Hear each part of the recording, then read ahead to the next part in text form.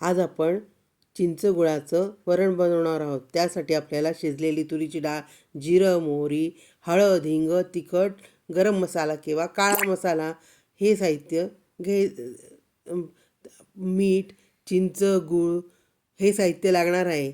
आपण आता गॅस पेटवून त्यावर कढई ठेवू. कढईमध्ये तेल टाकू आणि जिरं मोहरी टाकू. जिरं मोहरी तडतडतं त्या वेळामध्ये आपण पळीमध्ये हळद, हिंग, तिखट, गरम मसाला किंवा काळा मसाला, मीठ हे साहित्य टाकून तेलात छान परतवून घेऊया. नंतर त्याच्यात चिंचेचं पाणी टाकूया भिजवलेलं. मग गूळ टाकू. गूळ तेलातच टाकायचा म्हणजे छान तवंग येतो आमटीला. मग त्याच्यात थोडंसं पाणी टाकूया. तर खळखळ उकळतं त्या वेळात आपण तुरीची डाळ जी शिजलेली ती घोटून घेऊया आणि ती घोटलेली तुरीची डाळ त्या खळखळत्या पाण्यात टाकूया आणि आपल्याला पाहिजे तसं घट्ट पातळ हे वरण करून घेऊया. वरण हे थोडं पातळ ठेवल्यानंतर आपण पोळीसोबत पण खाऊ शकतो आणि भातासोबत पण खाऊ शकतो. कधीतरी आपल्याला भाजीचा कंटाळा आहे तोच, त्यावेळेला आपण असं वरण पोळीबरोबर भाताबरोबर खाऊ शकतो. चला जेवायला.